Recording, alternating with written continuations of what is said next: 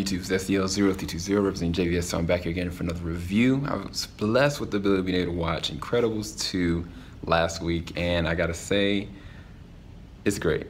It is on par, if not just as good as the original, but I'll tell you why. Now, as far as the VFX and stuff, it holds up. It's been 14 years since the last one came out, and I think what they were able to do with this one was actually masterful. Like, the action scenes, the set pieces, the places that they take you, the imagery, it's all there. Pixar is at its best. Matter of fact, they had a really dope opening, like those little shorts that they have. It's actually really awe-inspiring, really beautiful, with like a mom and a son. I thought it was really good. But as far as the action scenes, the top tier action scenes were with Elastigirl. Like, her scenes, her action moments were great. Like, it was actually, she outshined everybody, in my personal opinion. Jack and his abilities, I think they did a really good job with showcasing what he's capable of, and it pays homage to a lot of other superhero elements that I was really surprised that they actually went there with. Everybody else was like some new heroes there, definitely some villains here and there. But I think from as far as a visual emergence standpoint, they did a really good job with it. Now, what did I think about the story? I think the story was actually really interesting because it starts right where the other one left off. And I was like, why not, you know, take place 14 years later? I think that they did a really good job with the way they built this up, because before, Mr. Incredible had the hold, it was all on him. He did this selfishly, put the family at risk. Now, the family is putting themselves, just taking a step back, to let her embrace trying to refortify what it looks like to be a hero in the age and the situation that they're in. I don't want to spoil anything because this is a non-spoiler review, but things are not necessarily better just because of what happened in the last episode or the last movie. And I think that Elastigirl is taking strides with this organization to try to do something better.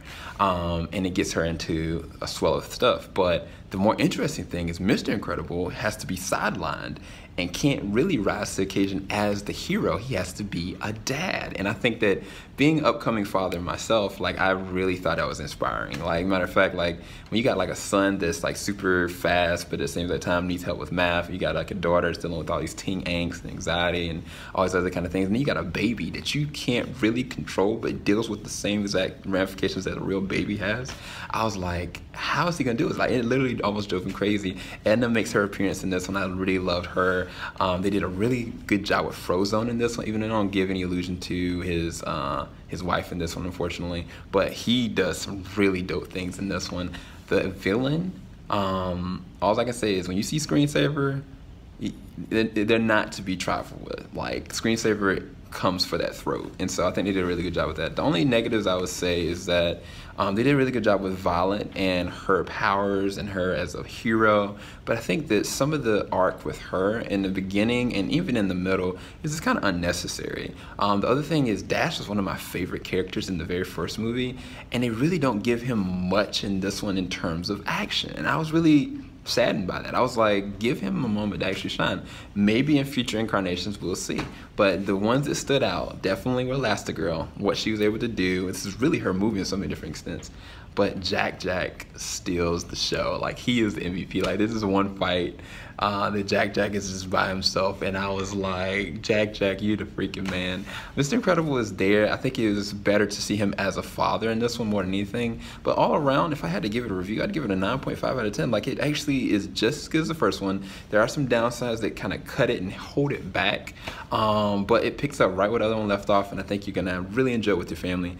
Have a good one. Definitely check out this short 30-second reaction that I came out of the movie theater with, so you can kind of get my inclusion with that. That was all done through Stardust. Stardust, if you don't know what it is, you can react to movies, TV shows, and when you guys check out this movie, let me know by following me on the description bar below.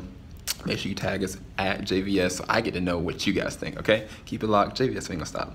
Peace, guys. Incredibles 2, it picks up literally right where the other one left off, and I gotta say the highlights for me were definitely, the comedic moments were definitely there. Frozone got a lot more to actually do in this one. Jack is the real MVP of this one. They did a lot with Violet's character. I actually like her action beat moments. There's an arc with her that don't really make a lot of sense. As far as with Dash, he didn't have as much to do, but I definitely gotta say Elastigirl, she had her time in this one, as well as Mr. Incredible did a great job with this one. Great time in the movies. Fabulous, miraculous, that's why this beat is pounding. Call me the wingman, cause I'm on this team. Higher than the flyest spaceship you ever seen. Hotter than a sunbeam, cause it's so real. Call him Mr. Wonderful, cause he is that deal. The night is darkest just before the dawn, and the dawn is coming quick and crack is coming with T-Nick. Yeah.